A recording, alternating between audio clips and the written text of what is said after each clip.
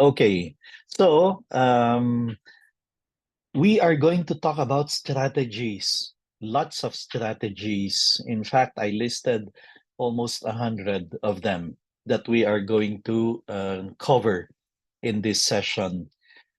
I am not going to spend a lot of time talking about principles because there's another session, there's another seminar that we offered for that one entitled Once and for All, You Can Solve That Discipline Problem. This one is strategies and lots of strategies. But if you want the principles, then I encourage you to go to my YouTube channel named Mann Rentoy,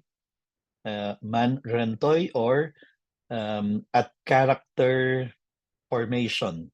That's the channel name, teacher training, which has more than 200 videos for teachers, um, recordings of past webinars we had. One of them is entitled Once and for All, You Can Solve that your discipline problem. That is where we spent more time talking about principles. But today we are going to cover as many strategies as we can. But many of them still according to the principles of this best book you can ever find on classroom management, the book of Dr. Harry and Rosemary Wong. I brought them over to the Philippines in 2012 to give a session to 7,000 teachers from all over the country. And much of what they discussed there, I covered in the webinar Once and for All, You Can Solve That Discipline Problem. That is available, the recording of which is available in the YouTube channel. I'm going to just use a few ideas as introduction, but as I said, what we are more interested in is covering strategies. I would like to recommend that you take note of the different strategies because your problem after the whole 5-day series is to choose which ones you want to use in your classroom. Some of them you can actually start using in the very next day that you will meet your students. Some of them are better applied from the very beginning of the school year. But you may get overwhelmed by the so many strategies that I'm going to share with you. And I have to already tell you, I am not telling you to implement all of them. I'm not even going to tell you to implement some of them. Just choose which ones you think are going to be useful for you, helpful for you, in creating a kind and caring classroom, in creating a class that is like a well-oiled machine, like that. No? But this is very important because many teachers, according to research, leave the profession because of failure in classroom management. That's according to research. One of the biggest factors for some teachers turning their back on teaching, leaving the profession, is when they fail in classroom management. Alam niyo yung expression na kinain ng buong buo ng estudyante. Yan. Especially if a teacher reaches a point where the only way he or she can discipline the class is by shouting, screaming, and yelling. Okay, I have to tell you right away, strategy number one, refrain from shouting, screaming, yelling, because it doesn't work. It will work for a few minutes, maybe even for a few days, but uh, it doesn't work in the long run. The students are just going to be full of resentments, um, waiting to get back at the teacher. Yan. And I've seen it happen in my 32 years inside the classroom. Well, Allow me to introduce myself for those of you who have not been able to attend any of my seminars in the past. My name is Mann Rentoy. I've been teaching for 32 years, but the last 8, 11 years, 8, 9, 10, 11 years, I've been spending more time going around the Philippines and around the world, reaching out to teachers and parents and community leaders, trying to tell them to make character formation a top priority because that is where the crisis is. I finished I finished AB journalism and literature in UST. That's where I also finished my MA in creative writing and my PhD in literature.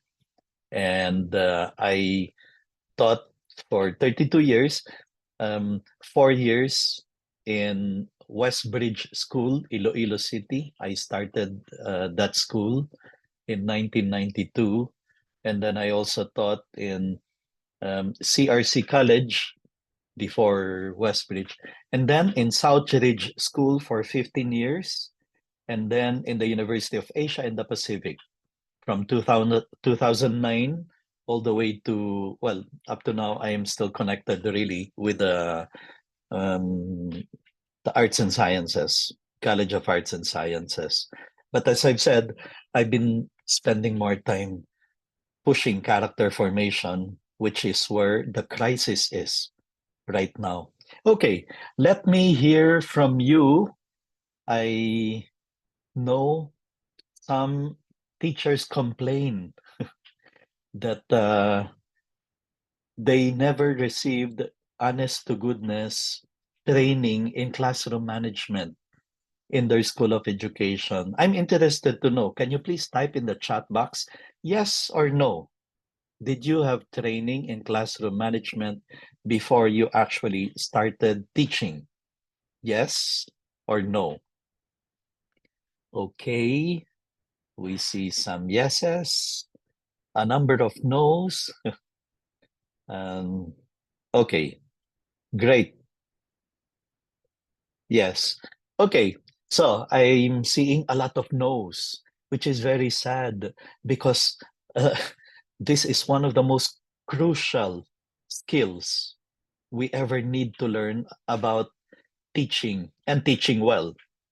Okay. Um, and yet, many of us did not receive training in classroom management. Ang mga school of education, ang training nila in classroom management is um, tatapon kayo sa loob ng classroom, right? um, yung parang you learn there, you're pushed into the lion's den.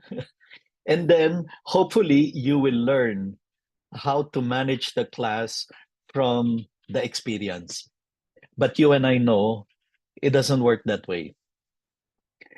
You may learn many things by mistake from your mistakes, or you may learn that hindi umuubra yung sigaw-sigaw. I get very tired, I get very tense, I get very stressed. And then the students will only react for a few minutes and then they're back to being noisy. When in fact, that is one of the biggest challenges we face today with the kind of students that you have inside the classroom. We don't just need to know our subject matter, we need to know how to motivate the students, how to keep the students quiet, how to make the students do what we want them to do without having to resort to shouting, screaming, or yelling. No wonder research tells us failure in classroom management is one of the main reasons why some teachers leave the profession. So I'm going to share with you a lot of strategies. Along the way, I will mention some principles, but if you want solid principles on how to manage your class, then I encourage you, as I said earlier, to go to the YouTube channel on Mann Rentoy or teacher training YouTube channel and look for that lecture on once and for all, you can solve that discipline problem. Okay? So, strategy number one I gave already is please do not resort to shouting, screaming, or yelling. There are many ways that you can do in order to get the students do what you want them to do without even having to resort to shouting, screaming, and yelling, and without even having to repeat again and again. John, sit down. Joanna, stop talking. Joey, eyes on the board. Sit up straight. Listen here. Stop talking. You know, if you try to count the number of times you repeat that, um, you will realize why you feel tired at the end of the day. So, some strategies I will share with you precisely are geared towards getting John, Joey, Joanna to do what you want them to do without you ever having to even call their name. You can. Without you ever having to repeat, sit up straight, listen here, eyes on the board, stop talking. What are you doing there? Keep quiet. You can make them do what you want them to do without even having to resort to any of those tiring things. Let's go to strategy number one. Here's what Harry Wong says. Sabi niya, in the beginning of the school year, kaya pala first days of school. Yun yung title ng book, The First Days of School. Because sabi niya, what you should be doing in the first days of school is to teach procedures and routines. Okay? Teach students procedures and routines. But don't just teach them, rehearse them with the students. Explain the procedures and then rehearse them. For example, passing in of papers. Teach students the procedure on what you want them to do if you want them to pass the papers to you. But don't just explain it, rehearse it with them. For example, you're going to say, okay, class, this is our procedure when I want you to pass your papers forward. Okay, after a quiz, after an exam, after a test, I will say something like, okay, guys, time's up, pens down, and I'm going to count five. At the count of five, all papers to the aisles. Yan. Don't say, sabi ni Harry Wong, pass the papers forward because that is the worst way to collect papers. Number one is the people at the back, when they are passing the paper forward, the guy in front does not have eyes behind him. He cannot see that the person behind him is trying to pass the paper. So what does the boy do at the back? He will hit the boy in front of him with the papers saying, Uy, pass na raw sabi ni ma'am. And the guy in front will shout, Teka lang, hindi pa ako tapos. And the whole class erupts into noise simply because you said pass the papers forward. So, sabi ni Harry Wong, the best procedure is this. Teach it to them and then rehearse it with them. Okay, guys, at the count of five, all papers to the aisles. And you will rehearse this with them. When I say five, all the students, let's say your classroom is like the traditional classroom setup with rows and an aisle in the middle, okay? Five means the persons at the end of the rows should be passing the paper already to the left if the aisle is on the left, or to the right, the person to the right, if the aisle is in the right side. So you're going to say, okay, at the count of five, all papers to the aisles. Five.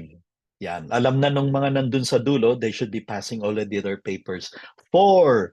The persons in the next rows know that they should already be passing their papers to next to them, going to the aisle.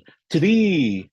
Two. And by the time I reach one, all papers should already be along the aisles, the students seated along the aisles. And all you have to do is walk down the aisle collecting the papers. Thank you very much. Thank you very much.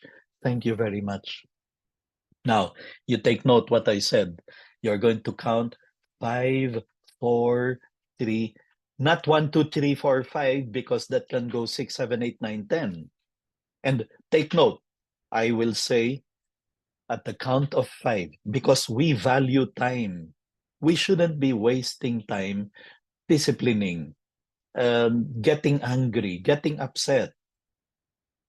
So you're going to announce that at the count of five, all papers to the aisles. Five, four, and you're going to rehearse it.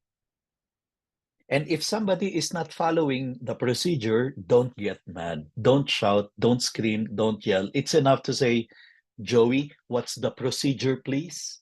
And Joey's going to pass his paper. Thank you.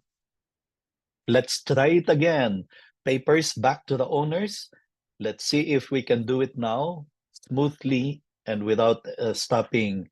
You're supposed to do this at the start of the school year and rehearse it over and over until the procedure becomes a routine. And you have to teach as many procedures at the start of the school year, rehearse them over and over until they become routine.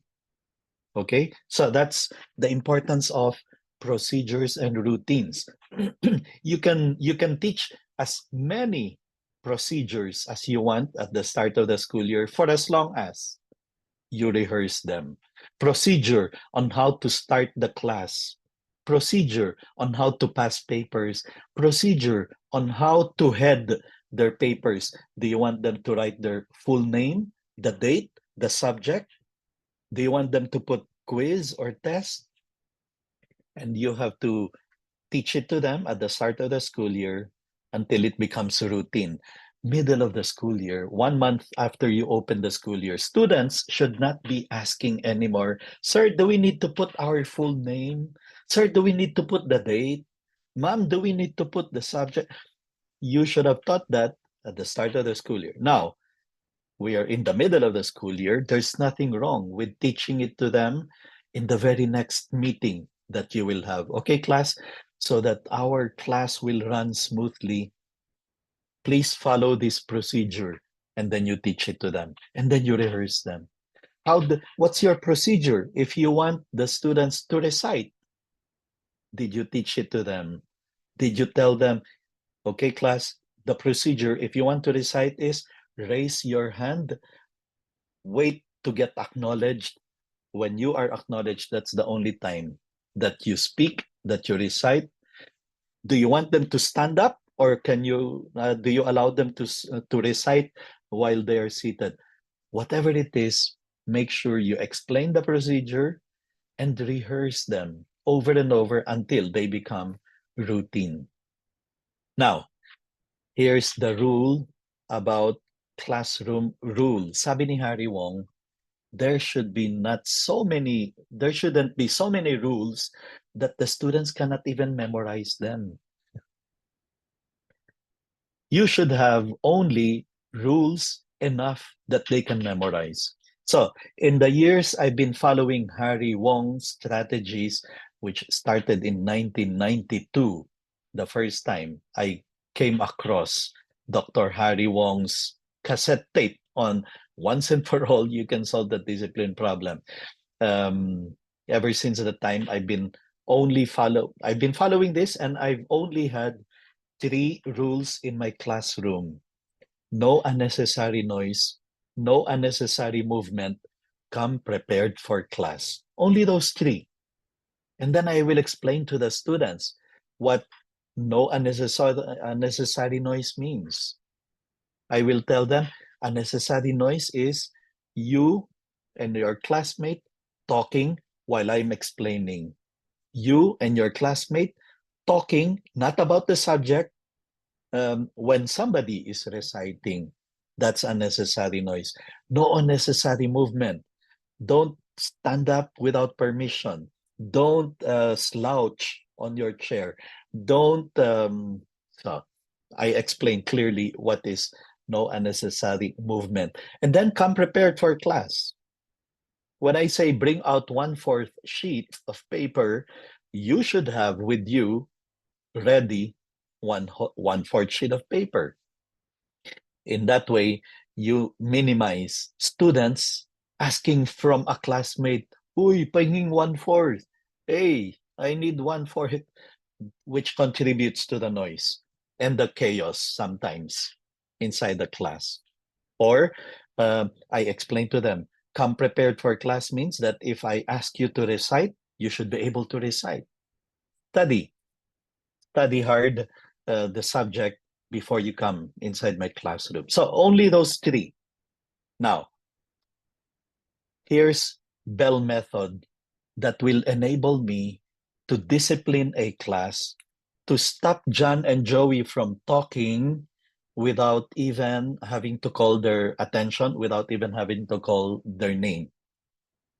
Okay, sorry, it's a different strategy. Here's the Bell method. Sometimes I make my students do paired discussion. You do this, right?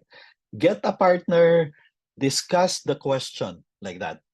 Now, in the middle of the chaos, the noise, which is a good noise because when they're discussing regarding the subject matter, that's learning happening. That's a good kind of noise. But sometimes in the midst of that, may kailangan akong i-announce. Kailangan kong magbigay ng instruction. And if I don't have a strategy, if I don't have procedure, I will have to shout and scream and yell to be heard because everyone is talking. They're discussing the subject matter. They're discussing a question that I pose to them. Kung wala akong method, kung wala akong strategy, I will have to shout just to be heard by my students, not me. I would have the bell method, like a bell like this. I tell the students, okay, class, if I need to announce something, I will ring the bell and I will count 3, 2, and 1.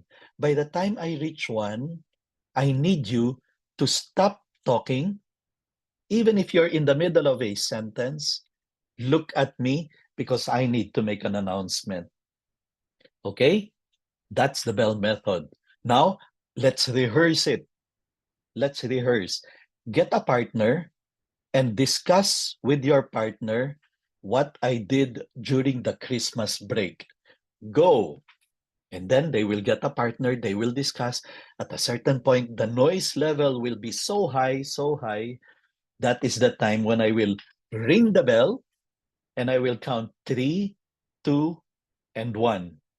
If after reaching 1, may nag-uusap pa rin, may nagsasalita pa rin, no need to get angry, no need to get mad. Simply say, John, what's the procedure, please? And John will stop talking. Thank you. Let's try it again.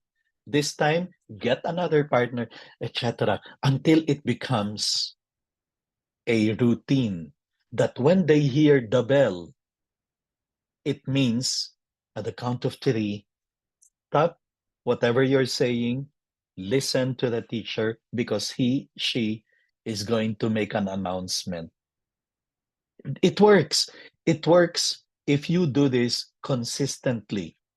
There comes a point when you don't even need to count 3, 2, and you don't even need to count.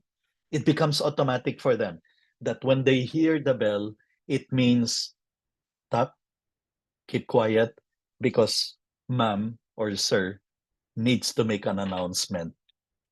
No need to get upset if you ring the bell and people don't keep quiet. No need to get upset.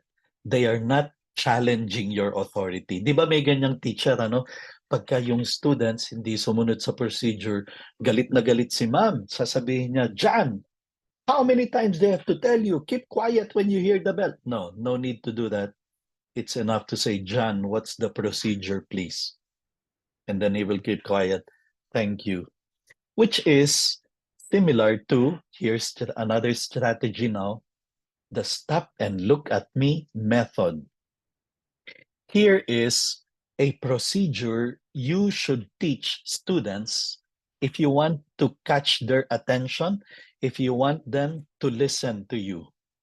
Kasi nga, sometimes we enter the classroom and the class is disorderly. They just came from PE. The rows are disorganized. Everyone is talking loudly, boisterously. And then you enter the classroom and you need to make an announcement. You need to say something. You have to shout and scream because you cannot be heard if you only speak the natural with your normal voice. That is what the teacher without strategies will do. He or she will shout and scream or yell. You have to teach this procedure to the students. Class, here is our procedure. If I need to catch your attention, if I need you to pay attention, I'm going to stand in the middle of the classroom and raise my hand calmly. That means salami. Stop and look at me. Okay? I'm going to stand in the middle of the room and I will calmly raise my hand. It means stop whatever you're doing. If there are classmates who are facing the other way, they don't see you, you can tap their back, you can tap them and point to the teacher. Look at the teacher because he or she will announce something. And I need you, class, you have to explain this to them. I need you to stop and look at me and be quiet in a count of 3, 4, or 5 seconds. And then when everybody is already quiet, you're going to put your hand down.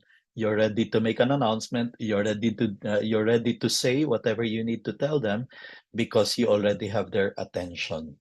Let's rehearse it. Here again is the importance of rehearsal. So the same, get a partner and discuss what you had, what gifts you received during this Christmas break. Okay, get a partner and go. And then you wait until the noise level goes high, goes up, and at a certain point, you go to the middle of the room and calmly raise your hand. And the people will start keeping quiet. The people will stop talking. It may take you in the beginning 5, 7, 10 seconds, and they are going to say, good, tomorrow, or let's try it again. Let's go for 3 seconds.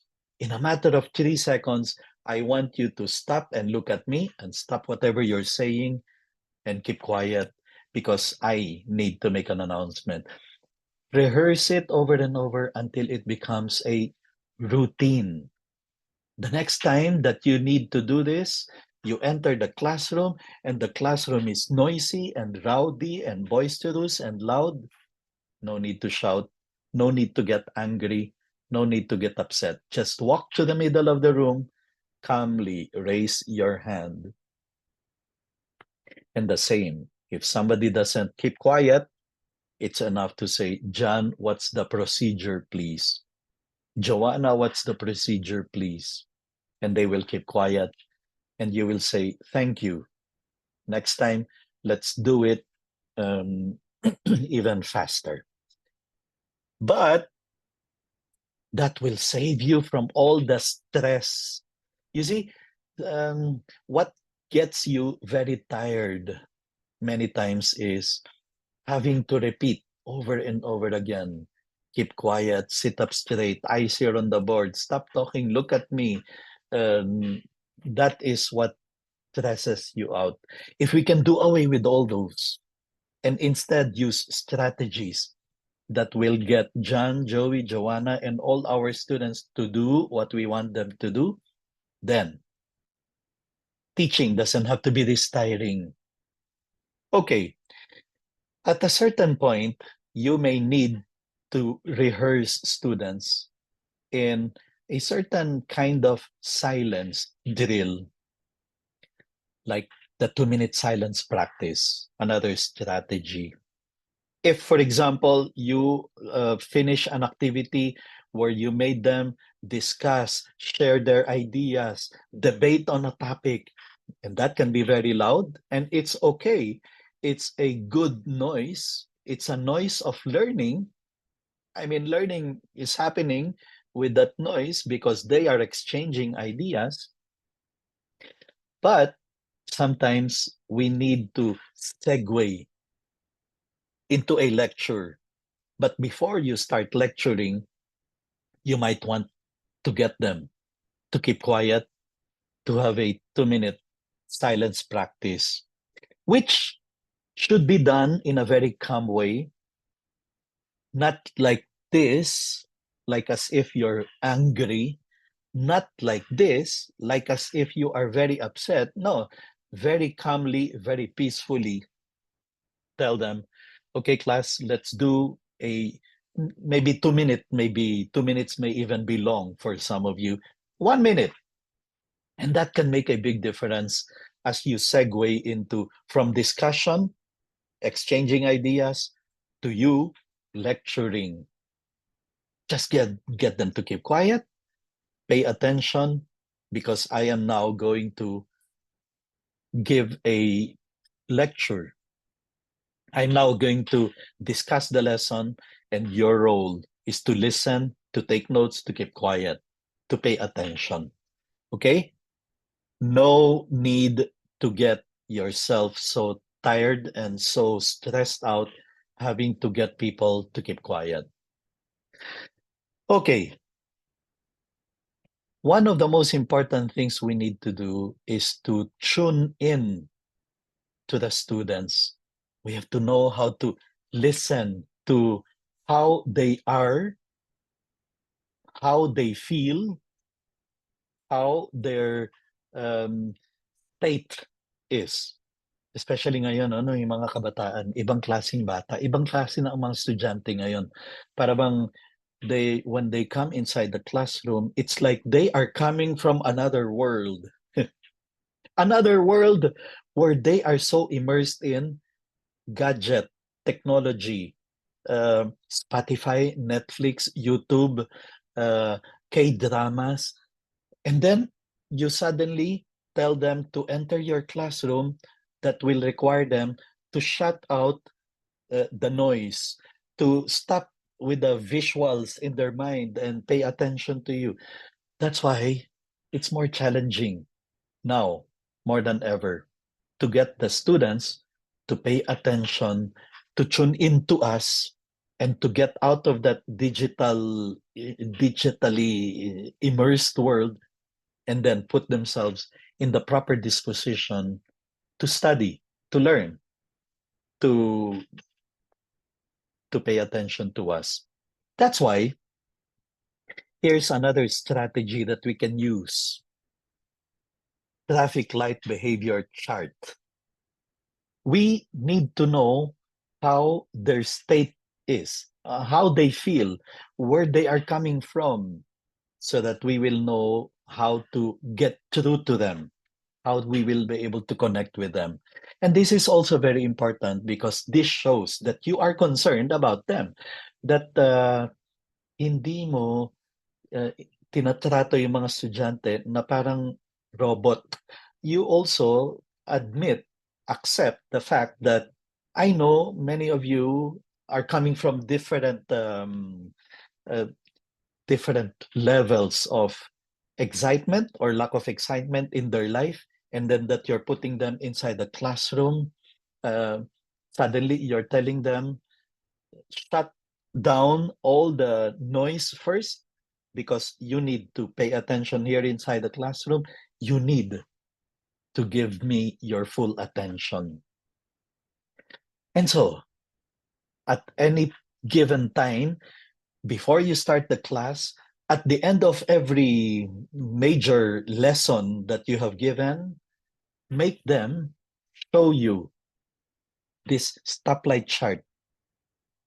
And then you know you can actually have them, um, every student having one of those colored papers that they can raise, the red, yellow, and green. after discussing, let's say, a lesson, you will ask them, okay, class, I want to know if you get the point, if you understand what I just discussed. Um, Raise the color that you think best describes your grasp of what I just finished discussing. Red means I don't get it. Yellow means I think I understand, but I need a little support. Green is perfectly okay, ma'am. I got it. I understand it. I can do it on my own. I can pass the quiz. You can also make the question like that. You can, okay, class, if I give you a quiz now about what I just finished discussing, what do you think you will be, your color will be? Red means I am not ready to pass that quiz. Yellow means I might be able to pass it, but I am not certain. Green means kayang-kaya, naintindihan ko, I can easily pass the quiz.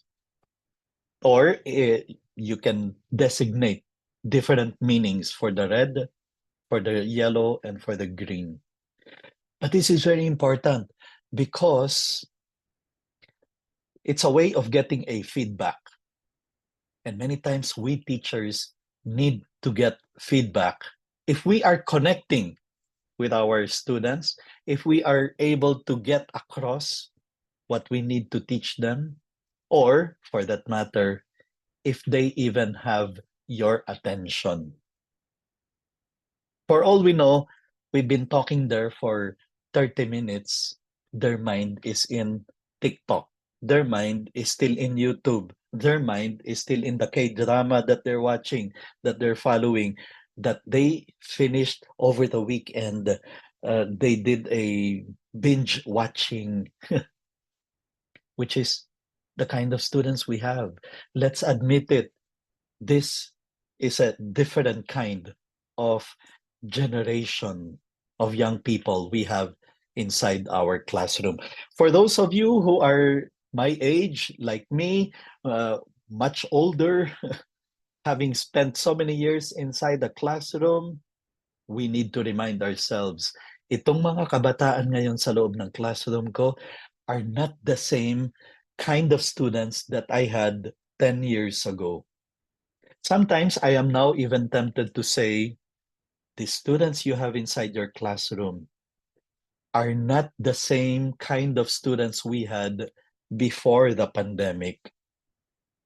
The pandemic changed many things in them, about them, in the way they think, in the way they are able to pay attention, in the way they are able to concentrate. Ibang klase na. Remember what the 2 years of pandemic did to them? They were greatly, deeply immersed in technology more than ever in the past. And then now they're back inside our classroom. Some of them are still trying to recover from those 2 years of being so immersed in Zoom, in Google Meet, in Microsoft Teams, and side by side with those, all the time they spent with their cell phone, laptop, tablet, computer. Especially, I'm referring to even the younger ones. Okay? That is how things go right now. There is another kind of stoplight method, but many experts say, please don't do this. Yung meron kang poster or nakadrawing sa blackboard, red, yellow, and green. And then you will tell them, okay, please put your name where you belong. Red if you do not understand, yellow if you need some support, green if you perfectly understood the lesson. I mean, it's like announcing to the rest of the world um, their state, which for some of them is like publicly being shamed. It's like public shaming. So some experts tell us many teachers used to do this as a system, as a feedback mechanism, as a way of getting to know, did they understand my lesson? There are many who say, no, better not. do it this way. Again, this should save us a lot of stress. I mean, this method is geared towards helping us get feedback from the students so that we will not have to get upset when we realize they didn't understand the lesson. Why? Because only two passed the quiz, more than half failed the quiz, etc. Okay, let's move on to more strategies. Many times, I know many schools already do this. um, Many times, teachers get upset, right? When you have a student standing up without asking permission, or a student talking to a classmate kasi nanghihiram ng lapis. Oh, alid naman yun ah. But maybe because the teacher doesn't know. Ang kala ng teacher, nagdadaldalan, nag-uusap, unnecessary noise. Okay, then have some secret signal communication so that they can easily tell you, Ma'am, I need to borrow pencil. Sir, I need to drink water. I have a question. I'm done. Can I go to the washroom? I need to get tissue paper. I need help. I need help. So, whatever it is, devise certain signals, forms of communication by which you, the teacher, can easily know what the student needs, what the student is trying to express to you. It can be anything, whether it is borrowing pencil, going to the washroom, uh, drinking water, getting tissue paper, asking a question, or going to the clinic for that matter. Have those hand signals that you agree with, that you teach the students as part of your procedures, and then you rehearse them. Better yet, they end up in a poster so that you know exactly and they know exactly what to send to you as a signal, that it's only between you and the student. The other students may not even realize that the guy is asking for permission to go to the restroom. Okay, and that again will spare you of having to get angry, get upset, and the teacher having to say, how many times they have to tell you not to stand up? How many times they have to tell you to keep quiet, not to talk? Well, he's borrowing pencil. He's asking for a piece of paper. He is asking about the assignment that he didn't hear. So all these will spare us. I mean, this strategy is going to help us improve communication inside the classroom and equip them better on how to express what they need. Okay, let's go to more strategies now. This is a totally different one. In classroom management, we always talk about um, refrain from just threatening, because that is the lowest level of um, that's the lowest level of doing good. I better behave because otherwise the teacher said he will detain us, suspend us, or punish us. So that's the lowest level, to simply do things in order to avoid a punishment. The second level is I better do things right because there is a reward. Now, this is different from that principle. This is reward for the class, for the whole class. What is bad is to give reward individually. That is low, second to the lowest form of um, making students do the right thing or making the students do a good thing. This one is, okay, class, if you all get good grades in the quiz, we are going to pick a reward from the mystery box. Okay? And then you have that box with those pieces of paper na nakasulat different rewards that the class can receive. And then you have the whole class now wanting to do well in the quiz because they want the class reward, because they want to open the mystery box of rewards, because they want to be given as a class that reward. I love a class where students are working together as a team in doing good so that they get as a class a reward. So it can be any of these. You can come up with your own list of rewards, and then you can use this to encourage them to study hard for a quiz, to study hard for a test, to get a good grade in a subject. You will say something like, okay, class, we have the quarterly exam or the semestral exam next week. Please study hard, okay? If nobody in the class gets grade lower than 85, if nobody gets a grade lower than 85, meaning to say if everybody gets 85 or higher, then the class is up for a reward as a class, which can be any of these, and you can add many more. We're going to pick from the mystery box. It can be a dance party. It can be we're going to invite a special guest to come inside our classroom. We're going to have extra recess. I'm going to give a phone call to all of your parents to tell them how great you have been behaving and how hard you have been working in the subject.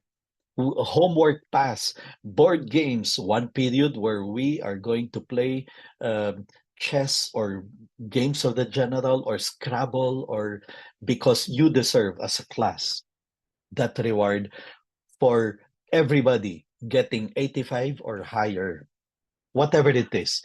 Depends on the level of the students, on what will get them excited to work together as a team.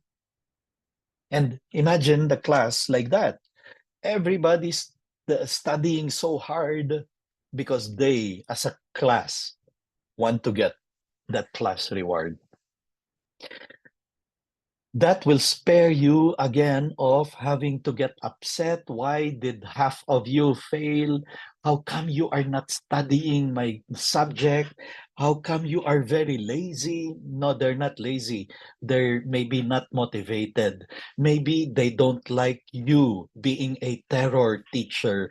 Maybe some of them are afraid to come inside the classroom. Maybe um, they are saying this teacher is so boring, it's so unexciting.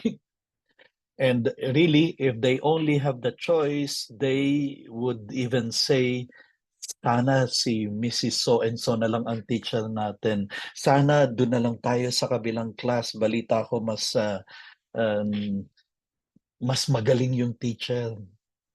If we are able to get the students work and work hard without ever having to get stressed, without ever having to get angry, upset, then that will do us a lot of good. So, in other words, what I'm saying here is, yeah, our classroom should be a place where students want to be in, even if there are so many competitions, the competition of Spotify and Netflix and Hulu and Disney Plus and YouTube and TikTok and social media. They should want to be inside our classroom because inside the classroom, they know they are encouraged. The good things they do is acknowledged, that they are given the push that they need. Umuulan na mga positive words like this. That the teachers Do not just see the negative things in us. I've heard that as a complaint from many students. In my 32 years in the classroom, I served as principal in Southridge Intermediate School. I served as director in Westbridge School. I served as religion department chairman also in Southridge. As an officer, I've heard this too many times from students. Sir, yung teacher naman kasi namin, wala nang nakita kundi mali. Pag may nagawa kaming mali, buong period yan, sir. Sinesermonan kami. Pero pag may ginawa kaming tama, you don't hear from the teacher any positive thing, any... Okay, so fill the classroom with um, positive affirmations. For example, when a student recites, keep in mind that for some of them, it's such a big challenge to even just stand up and answer and recite. I tell you, until high school, every time tinatawag ako for recitation, nag-uumpugan yung aking dalawang tuhod. Nanginginig ako sa takot. I was very terrified of having to recite. So, when you have a student who recites, who answers, acknowledge it. Thank you very much. It may not be the perfect answer, but thank you for the effort. Can I have other answers? Anyone else wants to give like that? But never ever resort to shaming, for example, because I mean, just to be able to recite is already such a big thing for some students, and it becomes even a bigger thing when they are embarrassed, when they are put on the spot. Okay? So, praise, especially not the student, not the person, but the action. I love that you are trying to answer based on what you read. I like that you are aware of the assignment. You're doing an awesome job in... So these are different ways that you can begin the praise, and then having specific things that you praise. That you are sitting in your seat, that you are helping a classmate, that you are turning in your work, that you use nice words, nice language, that you hold the door for someone. So, in fact, one of the strategies we will get into later is looking for those good deeds that students do, and then acknowledging them or making them count for the class. We will go into that. That's another one of those many strategies we will discuss in this series. Okay, let's go to another strategy. I, again, have to repeat what I said at the start of the session. I'm going to be giving you dozens, almost 100, or I think even more than 100 strategies. I encourage you to take note of them, to make notes, or to go back to the video later on your own. I am not telling you to implement all of them. Maybe you cannot. I'm not even telling you to implement 20 of these 100 plus. I'm telling you to take note and see which ones you think will be helpful for you, useful for you, beneficial for your class. Or after going through more than 100 strategies, it's possible that you will say, I like them, but they are not useful or applicable to my situation. No problem.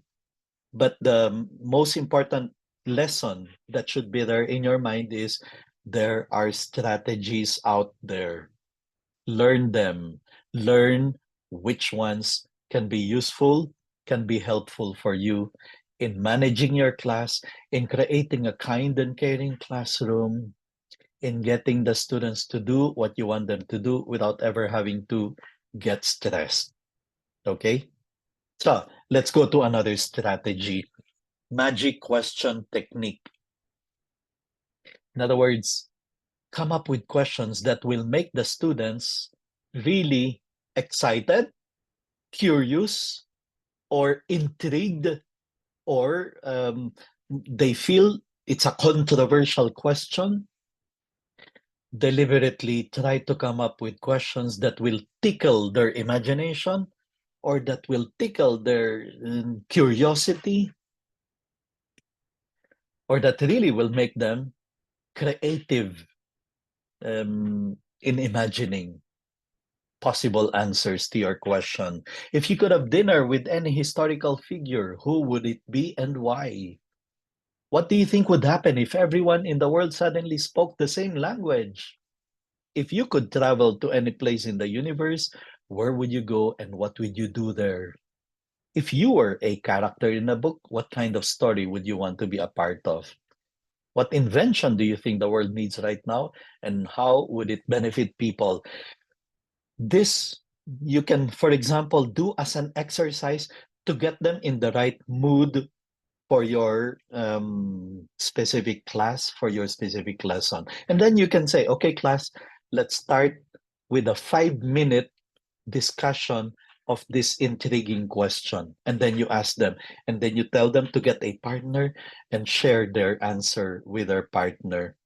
Or after 5 minutes, you will have 2 minutes for people to share to the rest of the class what came up in their discussion. Questions that will make them excited and intrigued and maybe even laughing. If you could switch lives with someone for a day, who would it be and what would you do? If you had a superpower, what would it be? And how would you use it to make the world better? If you were the teacher for a day, what lesson would you teach the class? What do you think is the most important quality a person can have and why? And more. So, you see, there are so many. By the way, the slides I will be sharing with you, but I will only give you the link where you can download the whole slide with all the 100 plus strategies at the end of this 5-day series. But the certificates for today, you will be able to get before I even turn off the Zoom. I mean, before we even close the Zoom room, I will give you the link later on. So watch out for that. That would be around 4:25, 5 minutes before we end. I will flash on screen. I will put in the chat box the link where you can claim your certificate so that you get your certificate for today. Okay, so each day of the 5 sessions comes with a certificate. So you're supposed to receive 5 certificates if you registered for all the 5 sessions. Okay. If you could design a new holiday, what would it be and how would people celebrate it? What do you think is the biggest challenge facing the world today and how would you address it? If you were a scientist, what discovery would you want to make and how would it change the world? Some of these applicable even all the way to grade 2, grade 3, grade 4, all the way up to high school, even up to college for some.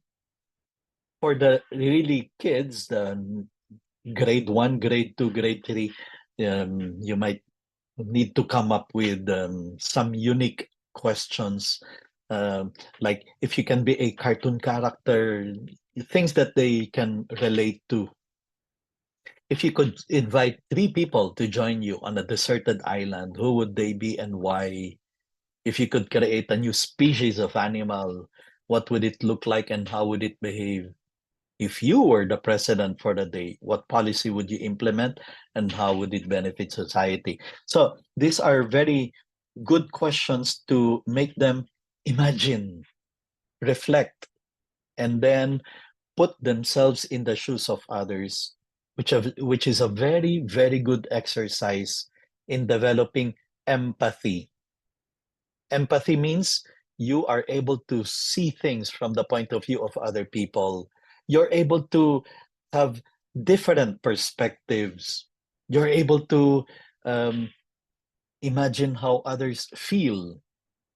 These are all very good exercises in empathy or in developing empathy, which is one of the keys to developing or creating a kind and caring classroom, etc. So come up with the questions that can make them excited to think about. That's the magic question technique. Let's go to another strategy now. Team points and rewards.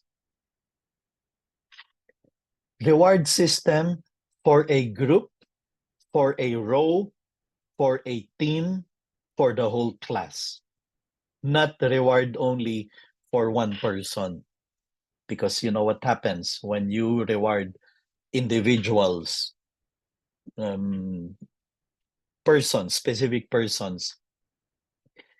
Some people can be so competitive. They come inside the classroom so engrossed with that competitive spirit. And that's the problem, in fact, that I see sometimes in some schools. Yung competition ng valedictorian at saka yung salutatorian becomes very, very bloody, quote unquote. That they have to resort to cheating. It happened. It has happened. It continues to happen in some places. So this one, on the other hand, is team points and the rewards. For example, here's the trophy technique. If you attended my session on classroom management, you must have heard this specific strategy. Okay, class, this week the row, if your classroom is arranged traditionally according to rows, this week the row that participated most, that did best in the quizzes, that took part in the discussion most actively, and was cleanest and most orderly all the time. And I never had to reprimand or get upset at any of the students. This week, the row that had the most number of merits is row number 4. Better yet, if they give a name to their rows. This row, the row that did the best this week, recited the most, is the Team Avengers, because that's the name that the row gave themselves. Okay, let's see whose row next week will do best if you can take the trophy away from row 4. And by trophy here, we can mean literally a trophy. It can be a certificate, or it can just simply be written on the board. Trophy this week belongs to, nakasulat dyan. And you change accordingly. If this week the best row is row 5, or Team Marvel, because that's the name they gave themselves, then that's what's going to be written there. I love a class where rows, students belonging to different rows, are trying to outdo each other in doing good, in cleaning their area, in doing well in the quizzes, in reciting, in participating in the discussion, in doing well their group report. That is the meaning of team points and the rewards. I remember this every time we had a teacher. We had a teacher before who, every time he would enter the classroom, he would pause, and then he would write on the board the rows that were orderly and clean. And he would say 5 points for the following rows for being clean and orderly, and it worked. It worked, because then when we would see him coming inside our classroom, immediately everyone trying to fix the row, align the chairs, stand by their desk, very in a very orderly way, because everybody wanted to get the points. Everybody wanted their row to get the points, to get the reward, to get the recognition. It works. It works. Team points and rewards work. Let's go to another strategy. It's already 4:07. We're down to the last 13 minutes or 18 minutes of our session today. Classroom constitution creation. Involve the students in co-creating a set of rules and expectations so that they own it. This is best done at the start of the school year, but there's nothing wrong with the next meeting that you have with your class. You're going to say, okay, class, so that we end the year well. We may be down to the last few months of the school year, but that's still a lot of time that we are together. Let us have a constitution that we will follow. What are the rules that we want to put in place so that our class runs like a well-oiled machine, so that I will never have to get upset, get angry, because we all want a classroom that is smooth, that has smooth operation. Remember earlier, I was talking about the lowest form of disciplining is threatening or um, making the students do what you want them to do only because you are telling them to, uh, you're threatening them with a punishment or a sanction. That's the lowest form of uh, moral development, that they will only do good because they want to avoid your punishment. Second low, second to the lowest is reward. I want a reward because you tell them you will get the stars, the um, you will get the pat in the back. You're going to be congratulated. I better do good because I want a reward. That's the second to the lowest. The third reason why people do good, according to Kohlberg, the third level of moral development is I follow rules.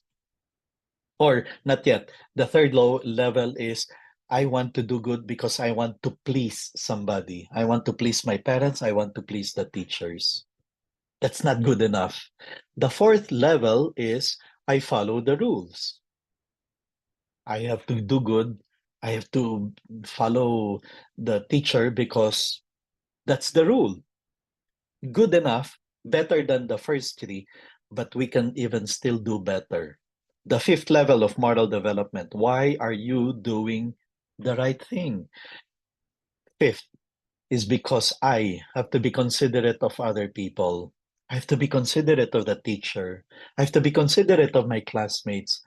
I have to be considerate of my parents. I better study hard.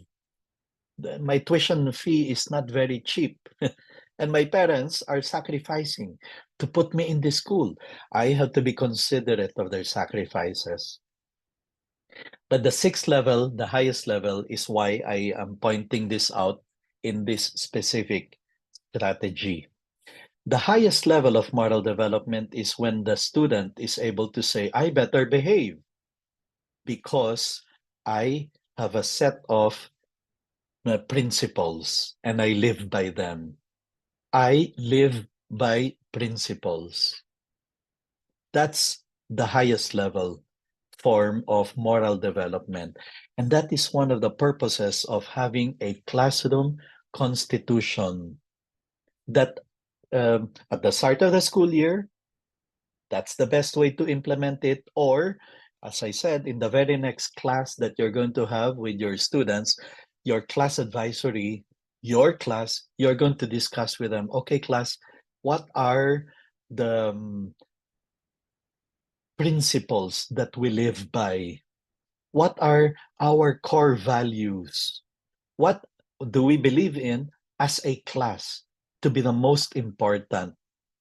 That we are upright, honest, that we work with excellence, that we are driven by virtue. What is it that we want the class to be governed by? What are the principles that we believe in? It's like setting these are our core values. And we agreed as a class, magbobotohan tayo. Maybe the class will suggest some 5 values or virtues. Magbobotohan tayo so that the top 3 will become what we are guided by, what principles we will live by, what is our preamble, what do we believe in as a class. So that the next time around that you need to discipline a student, you're not going to get angry, you're not going to get upset, you're going to say something like, didn't we agree that we will live by those 3 principles? Didn't we agree as a class? You voted on it that we are going to work with excellence, that we are going to be virtuous, that we are going to be a kind and caring classroom, whatever it is. And it's in our class constitution. You see, that's a purpose of having a classroom constitution. As a class, you agree on what principles that will dictate how you do things inside the classroom. Even better, if you give your class a class name, if you give yourself, if you choose a name by which your class will be known. That's why this is best done at the start of the school year. In my case, when I was class advisor of grade 5B in Southridge, that was the name they chose, 5B Best Bets. And so it was very easy for me to tell the students, okay, class, we're going to attend the assembly. Please behave in the best possible way because you're carrying the name of the class, the 5B Best Bets class. I'm not going to threaten you with punishment. If you misbehave, I will detain you. I don't. I'm not going to offer them a reward. I'm not going to tell them, be considerate of me. I'm not going to tell them, it's the rule, behave. No, it's enough for me to say, okay, class, we're going to go to the first Friday Mass. I need to see best behavior. Why? Because you're carrying the name of our class. And we agreed to this. This is how we will be known as a class. It works. It works. That's far better than you better behave or else you better behave so that I give you a reward. No, we are guided by principles. Let's go to another strategy, the whispering game. Earlier, I taught you the salami, stop and look at me. I told you the ring of the bell, where you give them 3 seconds to keep quiet. Every so often, I've seen teachers using this. You start using hush tones so that the students will try to exert effort to hear what you're trying to say. That you are promoting attentive listening and quiet participation. That you are telling them, okay, I don't need to shout, to scream, or yell for you to hear me. Pay attention because that's the whispering game, the hushed tone strategy. Here's another one. The 5-second attention grab captures students' focus within 5 seconds through a novel attention grabbing technique. And I've seen many classes do all sorts of things. 5 seconds to catch the attention of everyone. I know the teacher who does the um, clap three times, and then the students respond with also three claps, and then shh. Or I attended a conference in Washington, D.C. with some Woodrow's officers where they received their international recognition as a school of character. And we had the international summit one afternoon, and the host, the MC, taught us the waterfalls technique to get everybody to come to attention. I mean, as you can imagine, there would be a lot of, there were many um, moments when we were told, face a partner, exchange ideas. And then to to end the discussion, the MC would say something like, okay, waterfalls, and then hush, as a way of getting us to stop talking, pay attention. Let's get back to the host needing to say something or needing to announce something or leading to the next activity in the summit. Capture students' focus within 5 seconds, doing a novel attention grabbing technique. Here's another strategy. If you are going to create a kind and caring and dynamic classroom where students work as a team, they've got to know everyone in the class.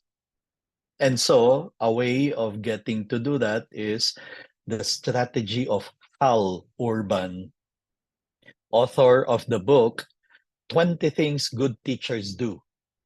And one of the things he would do is this. Harry Wong also has this strategy.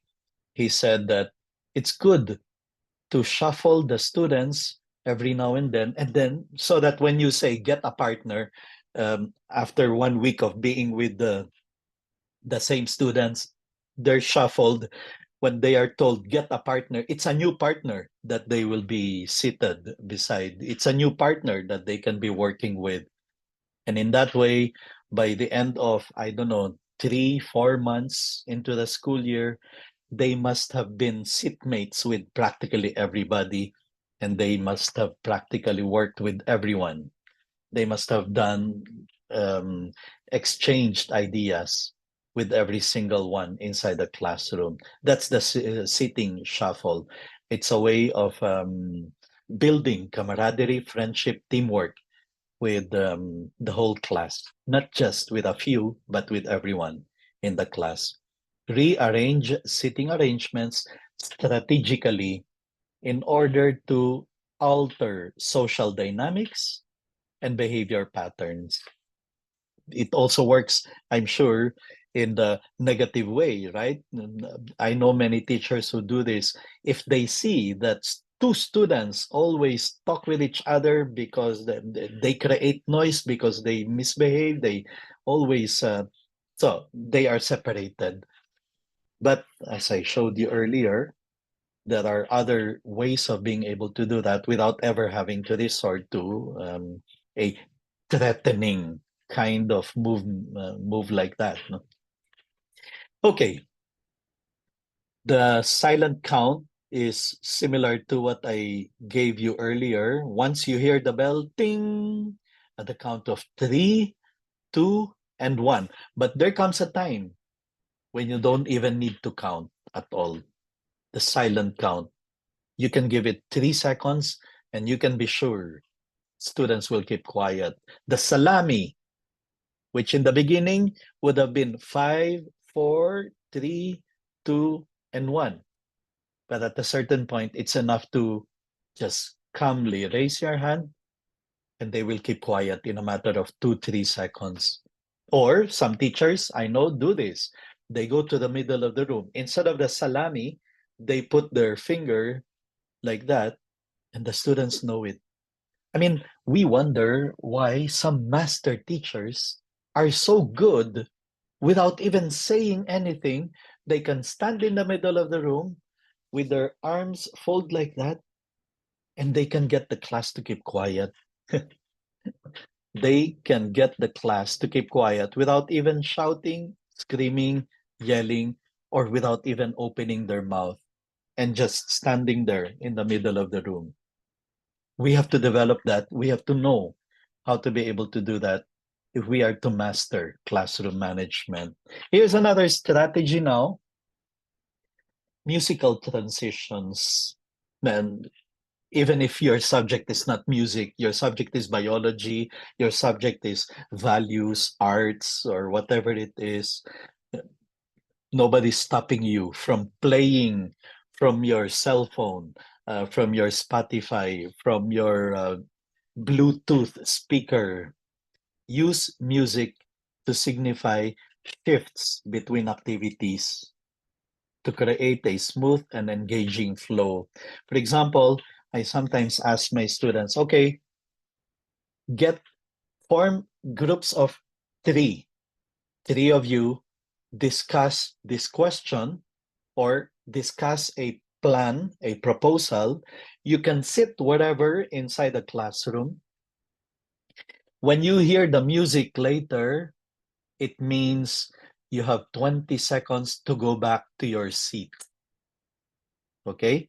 When you hear the music playing later, it signifies that time is up. I will not say anything. When you hear the music, by the time it ends, by the time I stop playing it after 20 seconds, you should be back to your chair. Okay?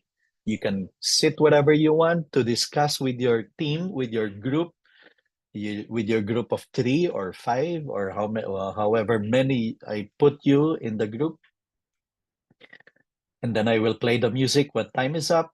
It means you have to go back to your seat. And then they go back to their seat when they hear the music. You stop playing the music, and you didn't even have to shout or scream or yell, and they are back in their chair.